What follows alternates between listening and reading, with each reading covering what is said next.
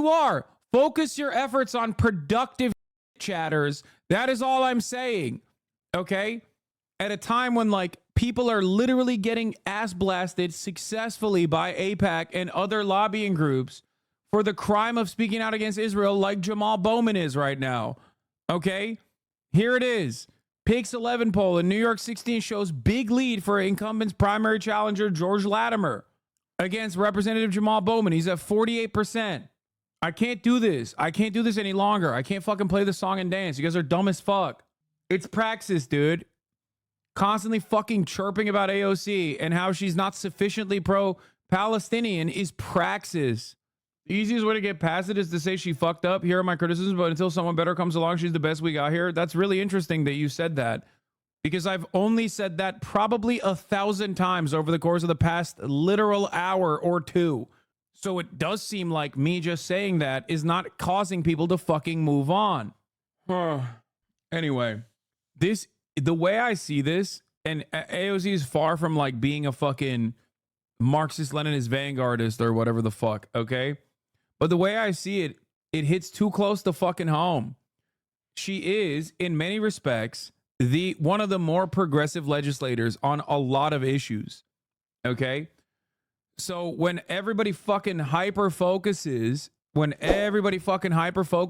like literally one of the closer fucking congresspersons that you have to your cause and constantly fucking chirp nonstop, it does feel like we're doing purity spirals.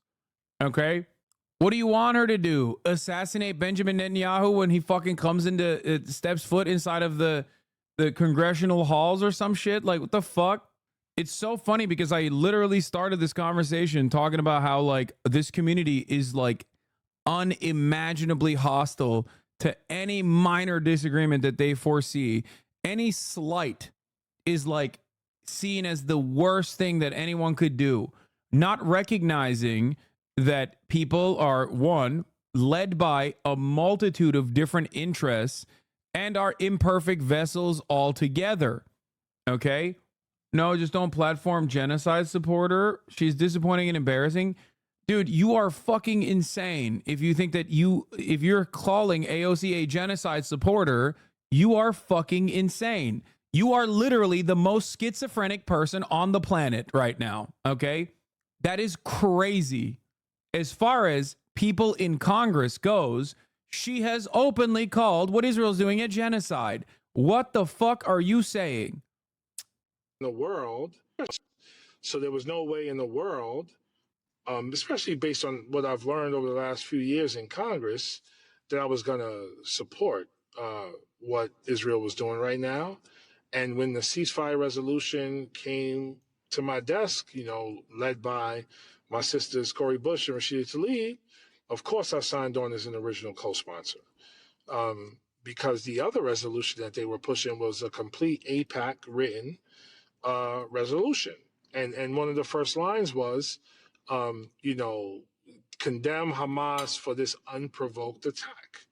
And I stopped reading at that point. I'm like, well, if we're calling this an unprovoked attack, that means we're going to ignore 18 human rights organizations calling Israel an apartheid state.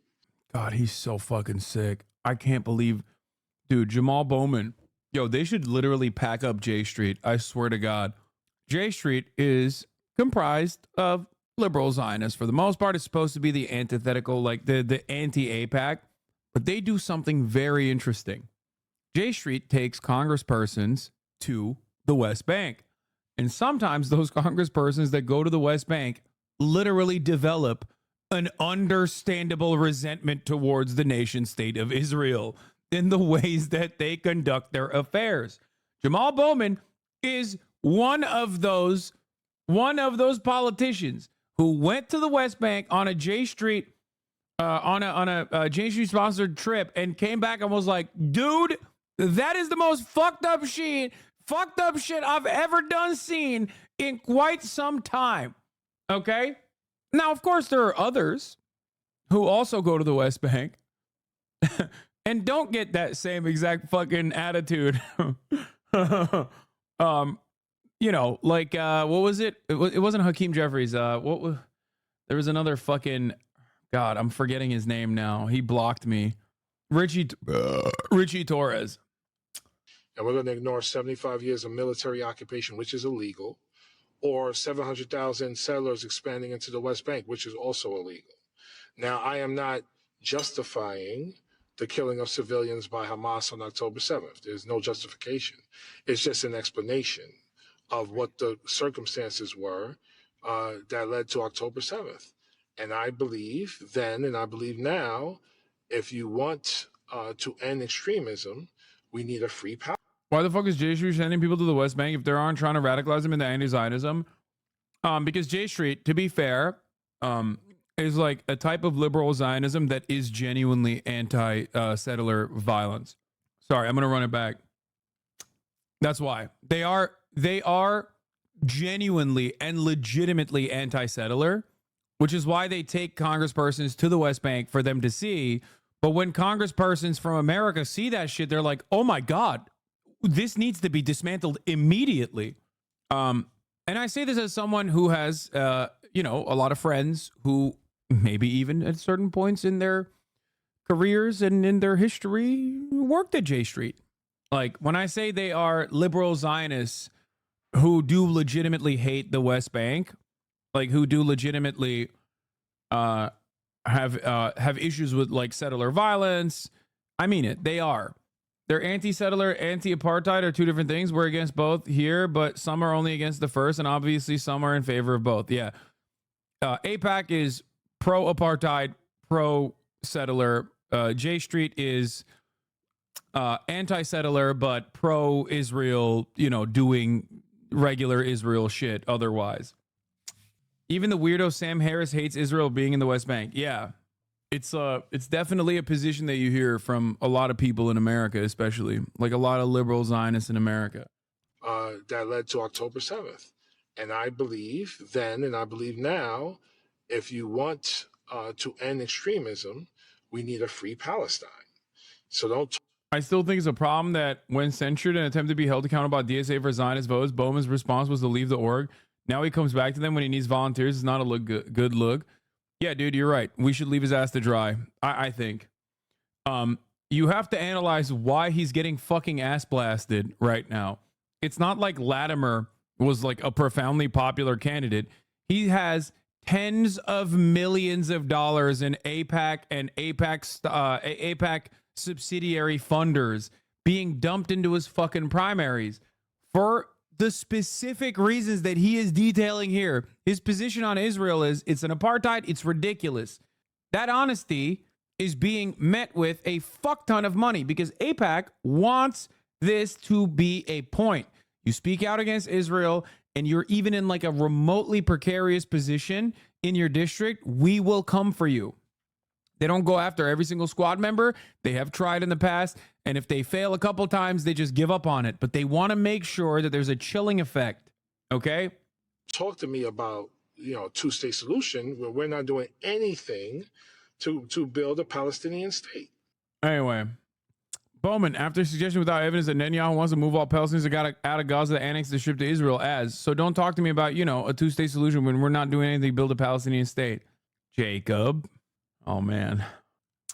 Jacob is another October 7 leaver, I guess. He's not like a community member. I'm joking, but Jacob Kornbluth did a lot of great reporting on the Orthodox community that he's a part of in New York during the COVID restrictions.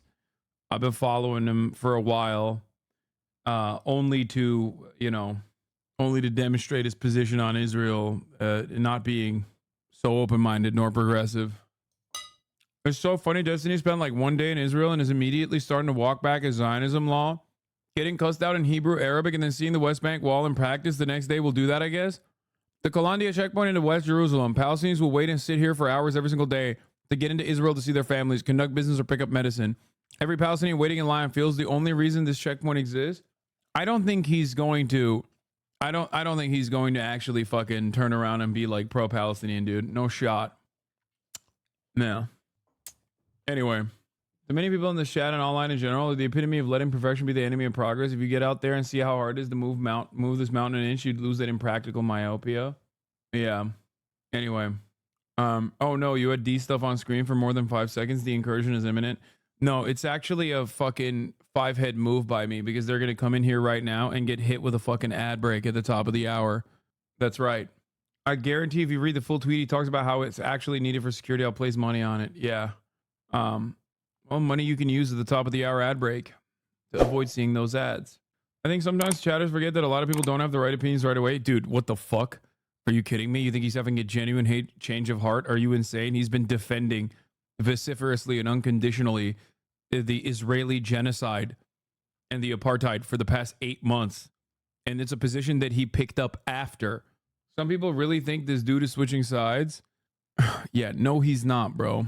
Recently, Hillary Clinton has also endorsed the challenger for Jamaal Bowman's New York House seat. She said that with Trump on the ballot, we need strong, principled Democrats in Congress more than ever.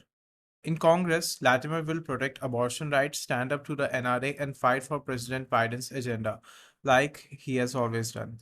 But on the other hand, Senator Bernie Sanders said in a post to X that he would be speaking at a rally for Bowman, hosted by the New York representative Alexandria Ocasio Cortez.